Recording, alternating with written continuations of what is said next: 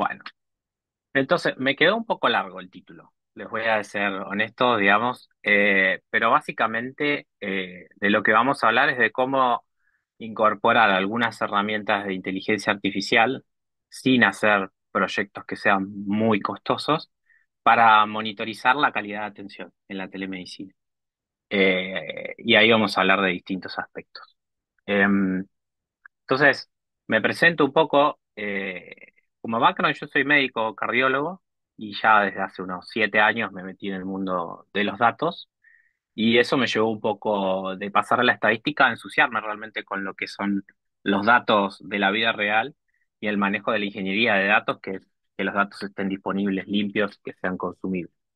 Y bueno, trabajo en UMA, que es una plataforma de telemedicina, hace 2 años y además soy docente de clases de inteligencia artificial en la Universidad del Litoral hace unos 3 años. Fuimos uno de los primeros en dar ese tipo de cursos para profesionales de la salud y recientemente también algo de informática médica en la Universidad de Barcelona. Soy eterno, como se dice, no solo autodidacta, pero me gusta aprender muchas cosas y bueno, estoy haciendo la maestría de informática médica acá en el Hospital Italiano, que hay muchas caras conocidas siempre. Em, bueno, un poco los temas a abordar es hacer una introducción y contar algunos desafíos que probablemente muchos ya conocen en lo que es la telemedicina, cuál es el problema que nosotros encontramos y por qué empezamos a utilizar algunas herramientas de inteligencia artificial para detectar la cara y verificar la identidad. Y bueno, algunos resultados de nuestra experiencia. Mi idea es que trabajo mucho en el mundo técnico, pero mi idea es que cualquier profesional de la salud que esté escuchándome y que trabaje en alguna plataforma de telemedicina y quiera incorporar esto pueda entender el porqué y cómo se puede hacer, por lo menos a alto nivel. Así que bueno, espero lograr ese objetivo. Y empezando por una introducción, digamos, hay una ausencia de lineamientos claros de cómo monitorizar y auditar adecuadamente algunos aspectos de la telemedicina. Al menos no es 100% claro cómo es que se tiene que hacer este proceso, y hay escasos reportes donde se ha tratado de incorporar un patrón de verificación continua en videollamadas en el contexto de telemedicina, en particular un trabajo que hizo Cisco. Sí hay mucho uso de la biometría, de cifrados basados en biometría para todo lo que es el Internet de las cosas en salud, para que son dispositivos wearables o dispositivos de ese estilo que mandan información todo el tiempo. Pero no hay tanta bibliografía, digamos, que aborde el tema del monitoreo de audio y video en lo que es la telemedicina. Si vemos nosotros la resolución 3316 del Ministerio de Salud de Argentina del año 2023, dice que los sistemas de evaluación de las teleconsultas tienen que contar con indicadores, este es el último párrafo en la parte de calidad, tienen que contar con indicadores de valoración del proceso de atención en diversos aspectos, tienen que contar con indicadores para medir la adecuación del accionar del equipo de salud, algunos limitantes que pueden surgir del equipamiento y dispositivos que puedan analizar la continuidad de la atención sanitaria. Que bueno, un poco nos basamos en eso y en ciertas necesidades internas como para poder lograr una solución. Ya sabemos que hay muchos desafíos para que se genere un encuentro adecuado en telemedicina, porque puede haber una demanda de pacientes importante, pero que la cantidad de médicos que estén disponibles para hacer esas consultas no alcance, o que sea una cola de espera que no pueda manejar adecuadamente esa redistribución de los pacientes entre los distintos especialistas o médicos. Tiene que haber un momento, hay un momento crítico que es que la conexión simultánea y la transmisión del video suceda, y para eso hay un montón de cosas de compatibilidad de dispositivos, dependiendo si usamos una aplicación o es una página web. Y esto tiene que encima ser escalable, por más que tengamos médicos y un montón de pacientes, la tecnología por detrás tiene que escalar y no tiene que congestionarse la red ni el software al momento de producirse esto, porque es un proceso, un momento crítico, digamos, el momento de la comunicación y verse la cara con los pacientes. Eh, y las principales quejas que nosotros teníamos hace 2 años en nuestra plataforma era que había demasiado tiempo de espera, había problemas de conexión y en particular que no veían al doctor. Entonces eso nos llevó a muchas iniciativas de corregir issues técnicos, mejorar la compatibilidad de dispositivos, Eh, en muchos casos, UMA funciona a través de una página web, de un link, entonces eso genera un montón de problemas. ¿Qué navegador, qué dispositivo, si es un celular o no? Y después, a ciertas medidas para auditar y trazar mejor la conexión y el correcto uso de dispositivos de imagen y sonido. Y de acá en particular, de todas esas iniciativas, yo voy a hablar sí, específicamente de la imagen. ¿Por qué? Porque una de las principales quejas era que no veían al doctor. Entonces, ahí nos surgieron este, varios interrogantes. Por un lado, nos pensábamos, la imagen, si el paciente se queja de que no ve al doctor, la imagen no se genera desde la aplicación del profesional, es un problema de la computadora del profesional, de la webcam, de que no se envía la imagen adecuadamente, o en realidad el médico está haciendo bien las cosas y tiene su webcam bien prendida y el que tiene el problema es el paciente y no puede procesar la imagen. O sea, quién es el que tiene el problema? ¿El emisor al mandar el mensaje o generarlo, digamos, o el receptor al recibirlo? Entonces, este interrogante nos llevó a tomar una decisión que en un principio parecía, bueno, es como un overkill, ¿no? Eh, y ahí tuvimos la idea de empezar a capturar frames de la webcam exclusivamente de la aplicación del doctor. Porque como son dos aplicaciones completamente distintas y dos mundos distintos a nivel de la organización en tecnología, lo que pasa del lado del paciente versus lo que pasa del lado del doctor, esto era factible de implementar. Solamente lo acotamos al momento en el que se produce la conexión simultánea profesional-paciente, que eso tenía como un challenge ahí a nivel técnico de cómo realizarlo, y decidimos probar a ver si era factible hacer una verificación automática de la presencia de cara. Porque si nosotros podemos capturar un frame, cuando digo frame es una foto, no un video, cada tanto intervalo de tiempo y verificar que hay una cara, entonces nosotros ya sabemos que el problema no está del lado, digamos, de que el profesional de la salud está usando adecuadamente la plataforma, sino es un problema más técnico o del dispositivo quizás del paciente.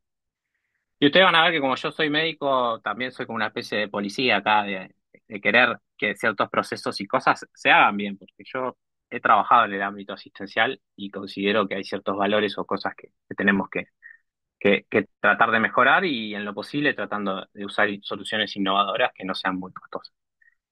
Entonces eso nos llevó a ciertos accionables, por un lado, y esto fue hace 2 años, de cambiar los términos y condiciones, que los profesionales de la salud sepan que por cuestiones de auditoría y regulación nosotros podíamos tomar capturas de pantalla para fines de auditoría y que esa información solo iba a ser utilizada para ese fin. Y ahí hicimos distintas pruebas con diferentes estrategias para ver cómo podíamos automatizar el proceso y cuál podía ser y cómo teníamos que desarrollar y desplegar esta solución. Este, entonces ahí lo primero que dijimos, bueno, si vamos a capturar imágenes, lo habíamos visto en primera medida que el desafío técnico de hacer eso, con las librerías que usamos para telemedicina, que es una cosa tecnológica, era factible capturar y guardar en un lugar temporalmente en la nube esta imagen. Entonces nosotros teníamos que probar a ver, bueno, ¿y ahora qué hacemos? Tampoco vamos a usar algo que sea muy caro y tiene que ser algo que sea open source, es decir, que no nos genere un costo de licencia o de consumo, y que el foco tiene que ser en una alta especificidad. A mí no me importa, o sea, a mí me interesa el resultado negativo. Es decir, que cuando yo tengo un resultado negativo estoy confirmando que no hay una cara en la foto capturada. Y bueno, esto tiene que ser algo que consuma bajos recursos. Y ahí, hoy por suerte, hace 5 años capaz esto era mucho más difícil de implementar, pero hoy en día hay muchos modelos open source que fueron liberados por los principales proveedores de la nube, como Meta, Google, etcétera. Y en particular el que utilizamos como modelo de detección de cara es este que se llama Retina Face y que encima hay como toda una integración que puedes hacer con otra librería open source, DeepSpace, para poder hacer todo este procesamiento de forma más sencilla, sin tener que implementar y contratar un montón de desarrolladores, etcétera. Entonces,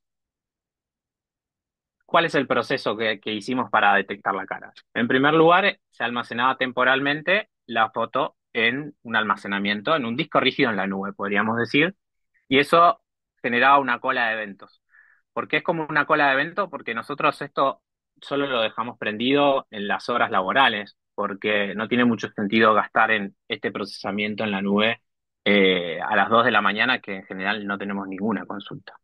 Entonces también por términos de costo. Entonces ahí se hacía el procesamiento y ahí teníamos como dos patrones. Si se detecta bien la cara, entonces esa foto a nosotros ya no nos sirve para fines de auditoría y se elimina automáticamente y simplemente se registra en el Data Warehouse, que efectivamente el umbral de confianza, que es un numerito y algunos parámetros que te devuelve el modelo.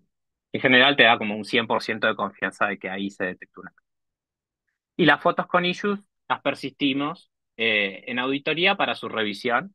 Y inicialmente esto nació como, bueno, una plataforma en un dashboard que se actualiza en tiempo real o en casi tiempo real, con un intervalo de 5 minutos, para que cuando surge un problema, porque el principal problema que tenía, no la impotencia que tenía el equipo de customer que atiende, digamos, las quejas de los pacientes, es que no tenían muchos datos para decir, bueno, si el paciente te dice que no puede ver al profesional de la salud, que era un issue muy importante en esa época.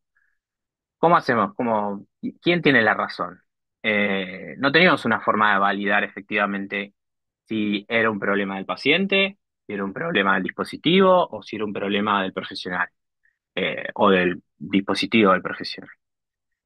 Y bueno, esto lo hicimos de una forma escalable, cosa de que la demanda, digamos, que se ajuste a la demanda, que se mantenga en real time, que esto se procese más o menos en tiempo real, creo que tiene un lag de unos 10 segundos nada más, y que pueda generar alertas según valores en el caso de que detectemos que algún profesional no se detecta, digamos, la cara, digamos, en este procesamiento.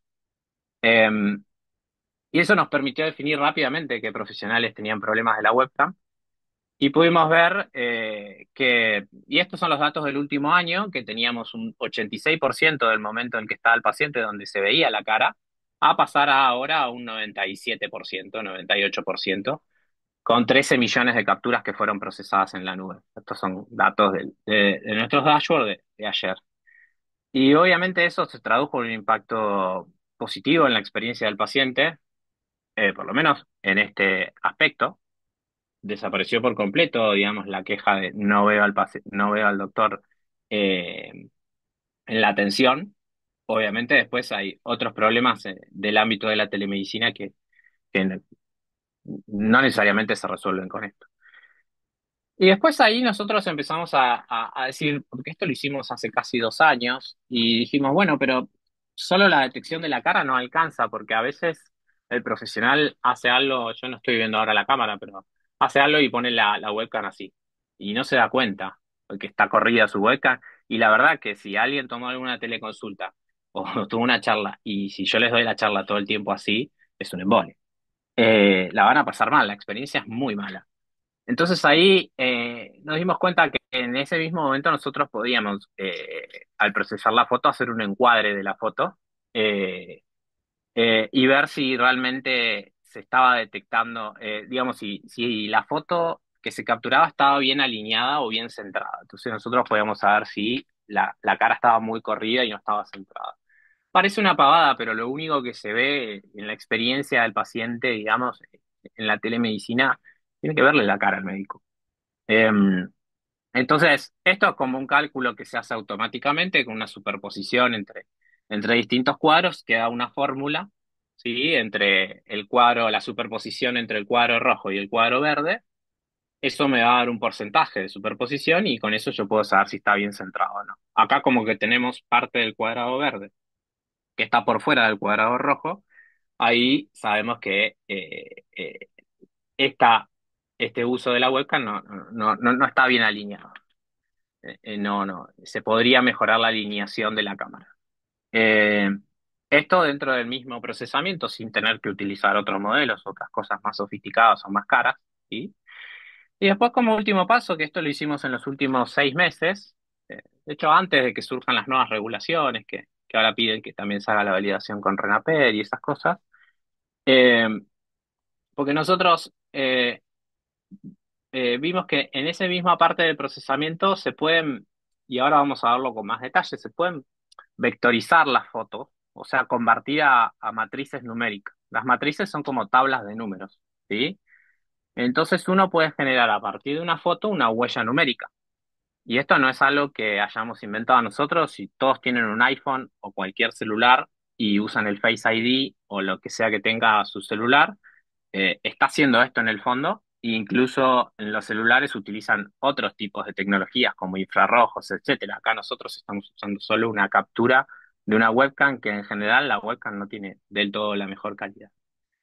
Pero bueno, uno puede igual de todos modos intentar hacer esto, obtener una huella numérica de cada foto y compararlas contra una foto de referencia con determinados algoritmos de similitud. Y esto es algo que es una métrica que se usa mucho para comparar distintos tipos de datos con, esto es como un concepto muy clave en la inteligencia artificial, que en general las inteligencias artificiales hablan en números, en tablas de números. Y después si uno quiere comparar una cosa con otra, habitualmente hace como un cálculo de qué tan parecidos son los números de una tabla con los de otra. Y eso hay varias formas de hacerlo y una de estas se llama la distancia de coseno o similitud de coseno, que cuando tenemos una distancia de cero significa que esta es una misma persona, ¿sí? Y nosotros en las distintas, sí, podría decirse experimentaciones que hicimos, vimos que cuando la distancia del coseno es mayor a uno, en general no es la misma persona. Eh, o que hay algún issue de calidad en la imagen. Y si uno resume los pasos, bueno, se detecta la cara y se genera como un recuadro de detección. Uno para poder hacer esto tiene que tener la cara alineada. Entonces, si yo tengo la cara así, automáticamente este modelo lo que va a hacer es alinearla. Y lo que hace es generar embeddings, que ahí vamos a ver, que son estas como tablas de números. Y esas tablas de números no registran nuestra foto, sino que registran ciertas características muy puntuales de la foto. ¿Mm? Y con eso se hace un determinado cálculo, que es la similitud de coseno. Y entonces te va a devolver como esto que se llama la distancia. Y acá habíamos dicho que con un valor de uno estamos claros que no es la misma persona, o por lo menos eso es lo que nosotros evidenciamos y también está reflejado en la bibliografía, pero con distancias menores y sobre todo menores a 0,5 uno se queda muy tranquilo de que es la misma persona. Y bueno, la similitud de coseno, y esto lo vuelvo a repetir, digamos, perdón por la insistencia, pero lo que hace es transformar, digamos, la imagen en números y a partir de esos números de imagen extrae ciertas características. ¿Qué es esto que ven acá, estos puntitos que se ven en las imágenes? Ciertas características de dónde están los ojos, dónde está la nariz, etcétera. Y eso genera una representación numérica, que es una tabla de números que el modelo entiende, digamos, esa tabla de números y cuando recibe otra foto puede saber si esos números se parecen a otro o no. Y después uno tiene que definir, digamos, un valor para decir si hay un match o no hay un match entre los modelos, ¿sí? Según la sensibilidad o especificidad que quiera.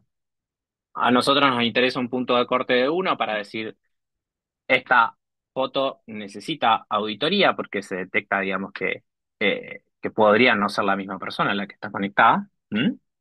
Y esta comparación se hace sobre Embedis, entonces uno no necesita almacenar ninguna foto. Uno después puede borrar las fotos y hacer esto sobre tablas de números.